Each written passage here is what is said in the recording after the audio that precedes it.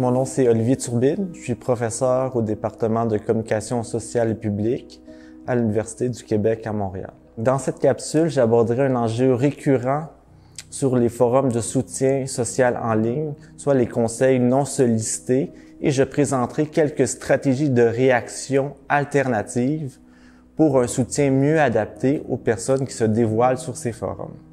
On le sait, le soutien social en ligne et à l'écrit présente plusieurs défis.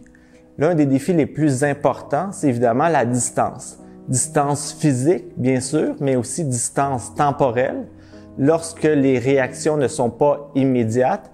Et aussi, le plus important, il me semble, c'est la distance émotionnelle.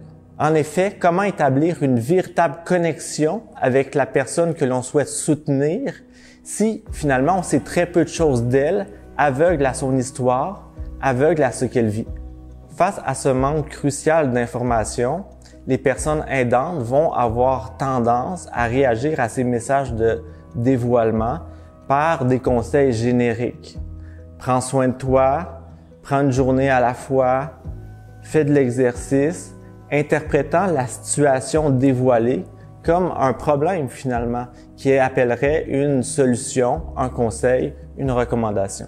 Or, les études montrent que ce type de réaction prescriptive, davantage intrusive, qui tend finalement à reproduire la relation entre un professionnel puis un bénéficiaire, ce sont celles qui contribuent le moins au bien-être psychologique des personnes qui se dévoilent.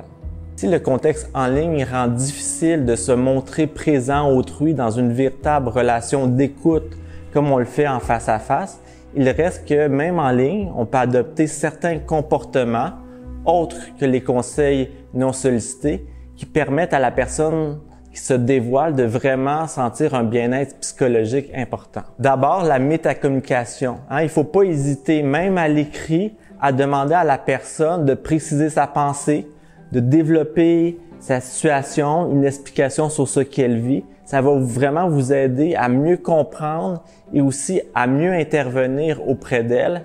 Et ce type de démarche permet finalement d'atténuer une bonne part des malentendus qui peuvent survenir.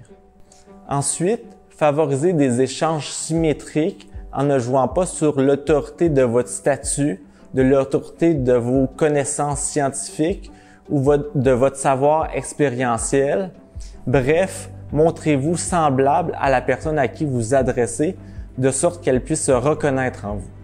Aussi, au lieu des conseils, racontez votre histoire, racontez ce que vous avez vécu de similaire à la personne avec qui vous vous adressez. Ce partage d'expériences réciproques va favoriser une solidarité essentielle au bien-être psychologique des personnes que vous voulez soutenir. Et au final, c'est la distance émotionnelle qui sera abaissée, un enjeu central dans le soutien social en ligne sur les différents forums.